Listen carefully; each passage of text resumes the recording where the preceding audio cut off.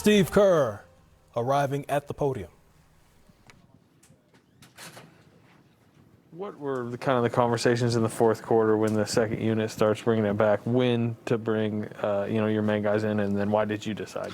Yeah, I mean, with about 5 minutes left, I think we cut it to 14 or so, and I kind of looked at the other coaches. I looked at Steph, and we just decided, if it gets manageable and possible, then let's do it. And felt like we had a shot with, 3.5 minutes left when we put Steph and Wiggs and Clay in. And I also felt like the group that had played that great run in the fourth quarter, maybe he was getting a little tired there. And so just made the decision to see if we could pull off a miracle. But it wasn't meant to be. Dallas was great tonight. They deserved to win. They executed. They played with more force.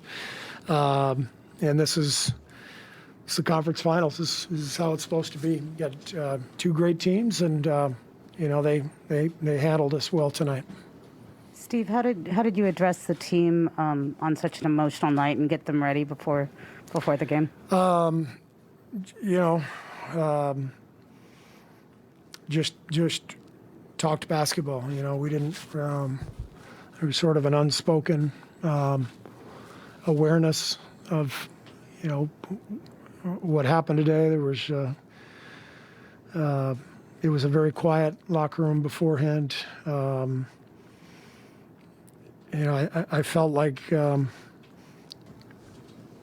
you as a coach, my job is get the team ready to play. Difficult to sort of keep perspective on a day like today, but that's the shock and the grief, the anger. It's there from all of our guys and from, I'm sure, everybody in the building. So you have to accept that and go out and play, and that's what we try to do. Steve, were there any conversations not to have this game? Were you aware of any discussions at this game? No, I did not hear anything about. Supported that? Excuse me? Would you have supported maybe pushing this game? I would have supported whatever the league decided. I supported the fact that they decided to play. I mean, we're just league employees, and we're, if they want us to play, we'll play. You went with Kuminga with Porter out. What do you think about his minutes tonight? I'm sorry? You went with Jonathan Kuminga with Porter out tonight. What do you think about his minutes tonight? Yeah, JK did a good job. He was part of that group in the fourth quarter that really battled back and gave us a sliver of a chance. And he played with some force and got to the line and did some good things for us. Why they hit 23s? I mean, did you feel like there was more defensive breakdowns for you guys than previous games? Especially early.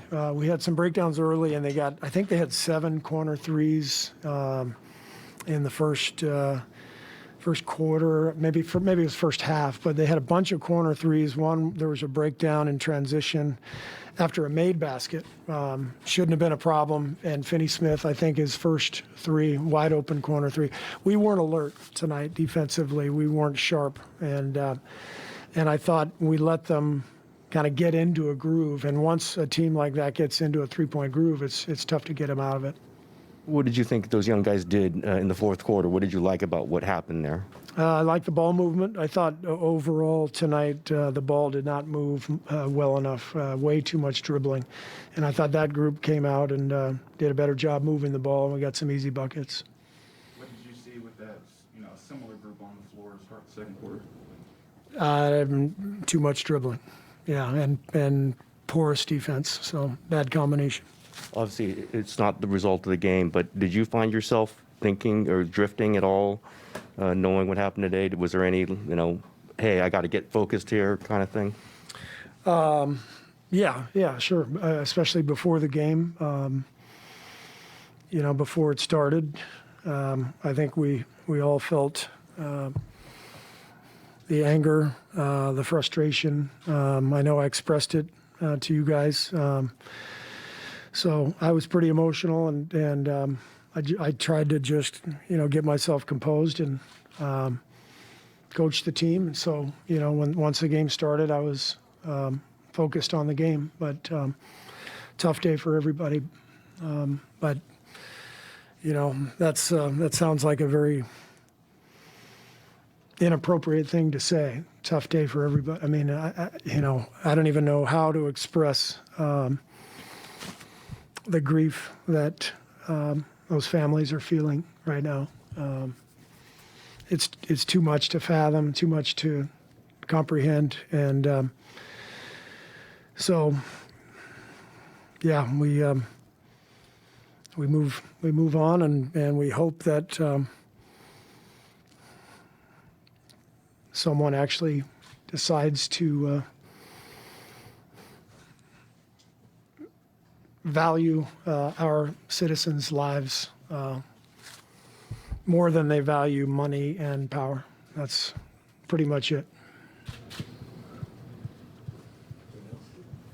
Steph did tweet before the game that he tweeted your video and said that he hopes people watch that at least as much as they watch the game. Did they tell you guys? Some guys tell you that? Did you feel that from the team?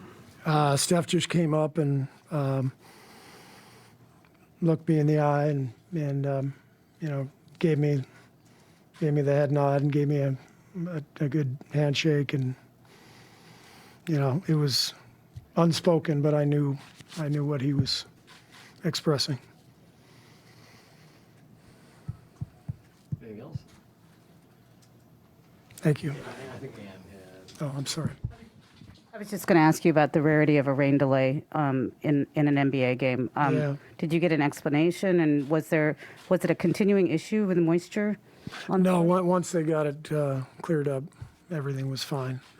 So the only explanation was there was a leak, and obviously it was right in that corner in front of our bench. So once it was cleared up, it was not an issue. Thank you. Great.